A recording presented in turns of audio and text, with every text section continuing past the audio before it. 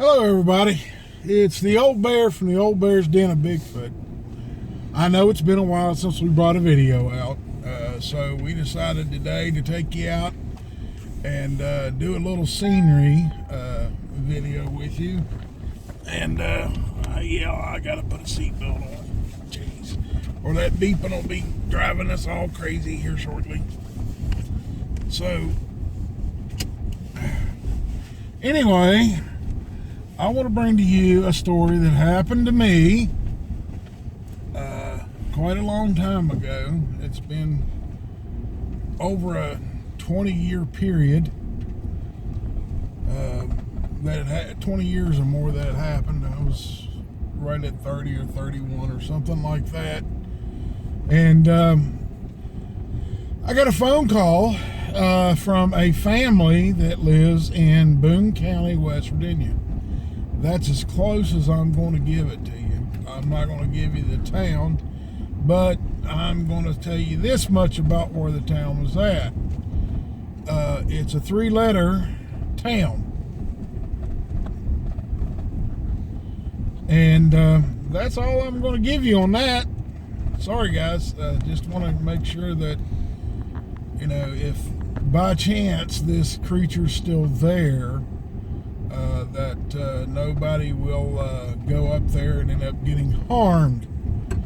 Anyway, this family called. I spoke to the dad via telephone. You know, those old things that had the push buttons on them, the rotary phones and stuff. Yeah, I used one of those. It's not a cell phone anymore. And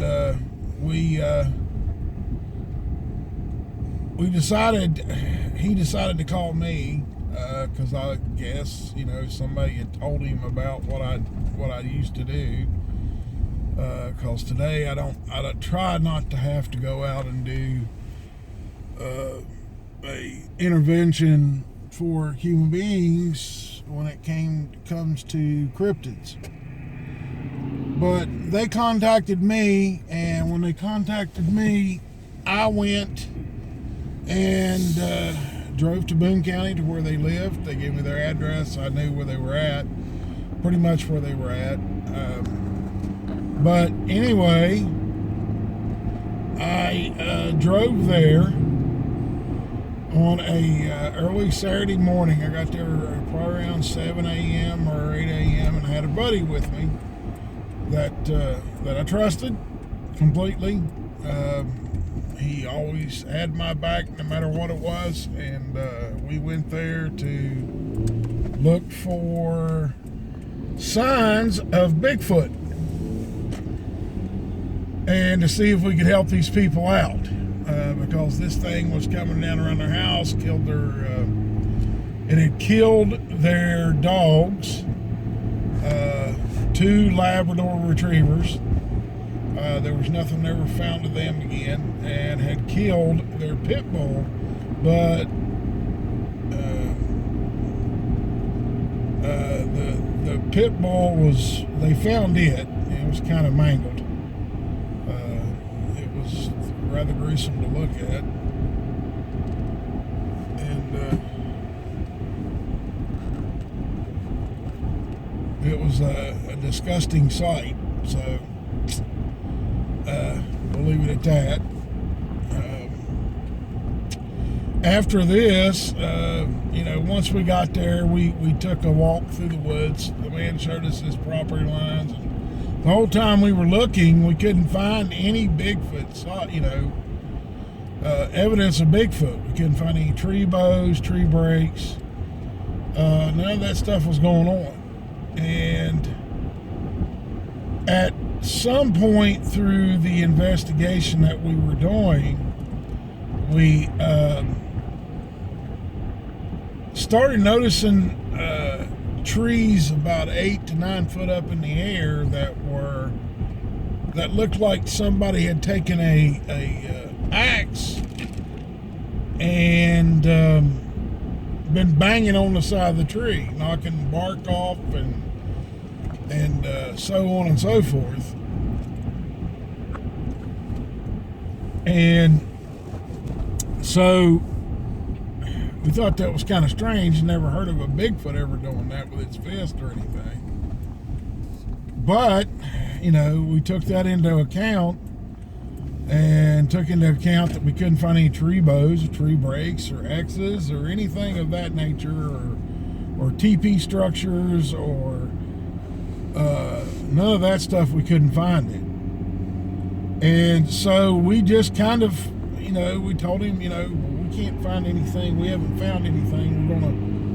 We're gonna give it a couple hours and we'll go back up and look again. And so we ran out and went to a local restaurant and had lunch, and came back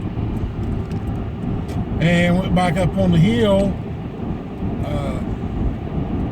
and looked around again, and we didn't, we looked even harder and even closer down on the sides of the hills and along the holler and down around the creek. Couldn't find anything. And in the process of us looking, we found more of the trees that looked like somebody had taken an axe and tried to cut a tree down about 8 or 9 foot tall up in the air. There wasn't, the wood was splintered. It was like they used the hammer side of a single bladed axe. So we decided to do an investigation that evening.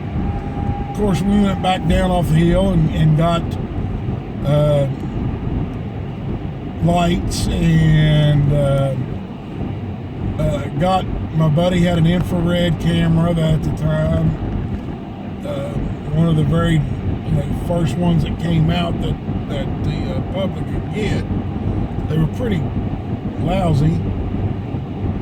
And so we started doing an investigation for Bigfoot, because that's what we were led to believe that this thing was. That was the description that we had. Never found any footprints of Bigfoot, and never found any of the markers that show that it is a clan of Bigfoot, or Bigfoot is staying in the area. We thought maybe this thing was just passing through. But by the way that this thing was coming down around the house, and it killed their dogs, done other things around the home, killed a few of the chickens. This thing wasn't just passing through. This all the stuff that went on was happening over about a 6-week period. So that tells me this creature came in there and decided to stay. So we kept looking, up until about, I guess it was probably 9 or 10 o'clock at night. And we started hearing what sounded like somebody chopping on wood. That's what the homeowner had said. Said it sounded like somebody taking an axe and beating on the side of a tree, or cutting wood on the side of, cutting a tree down. Well, we figured out where the sound was coming from, and we went towards it. My buddy went down a level on the side of the hill, down onto another flat, and I walked out the top flat, and he walked down the second flat, towards the point of the hill, of the ridge. And we got out there, and I saw something, because I had just a headlamp on at the time. I didn't have my big light on that I had. It was a 1 million candle watt light, or it was like having a million candles, and it would throw a big light out, and you could see real good with it. And my buddy was down there, and I could see his headlamp, and he could see mine, and we went out that point, got out there, and I saw something moving. It wasn't a dark night, it was a moonlit night, and I could see something moving, like it was rearing its head back and smacking its head against a tree. Well, I thought it was kind of funny. I didn't know we had woodpeckers that big in the state of West Virginia. And so I got my light out and turned it on. And when I saw what I saw, I was like, oh my God, it's a Bigfoot. And he's beating his head against the tree. Well, the thing turned around. When it turned around, that was no Bigfoot. I know y'all have probably heard of the fabled sheepsquatch, but that's what I was looking at, was a sheepsquatch.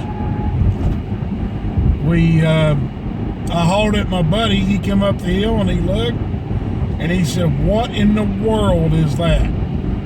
I said, "Well, it kind of looks like a sheep, but it's got big ram horns and it's walking on hooves. Its hands look like a set of hooves with a thumb in it." And it was very weird looking. The hair on it looked like sheep's wool. And he kind of chuckled and said, "Well, that's definitely not a Bigfoot." And I was like, "Yeah, I know. What are we going to do?" He's like, "I don't know. I've never dealt with anything like this." And I said, "Well, neither have I. But this thing, when it turned around, it started making a weird sound that sounded almost like a sheep or a ram that was ticked off, and it was kind of like a sheep's baw and a growl mixed in. It was kind of strange. But, you can only deal with what you know, and we backed out of that area, and the thing followed us most of the way back out the ridge to where we had our four-wheelers parked. We hopped on the four-wheelers and come off the hill and told the landowner what we had found, and he looked at us like we'd been sitting up there drinking moonshine, which we weren't. So we told him we were going to stay there all night to give him a break of, watching over his family. And the thing never come down to the house, but we could hear it walking around through the woods, and it would make that weird bawing sound with a growl mixed into it. And that's why we kept track of it for about 6 or 7 hours that night. We took turns trying to, staying awake, and built a fire. And the next day, the landowner wanted to know, said, "Hey, I'm going to get rid of this thing." I said, "Well, I have ideas on how to deter these things. But I don't know if it'll work with this one." So we set out some deterrents to this creature, and did our level best to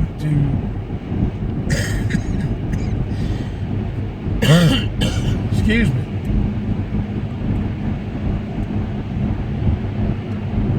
But we did our level best to make sure that this thing would not come around their home.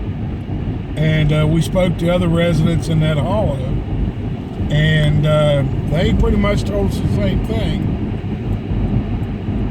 And they'd been hearing these strange noises tonight. Some of their pets had disappeared, and their chickens and things of that nature. So we kind of went around the neighborhood or around that hollow to about 2 or 3 other homes, and did the same for them. And we left, and a couple days later, the landowner called me.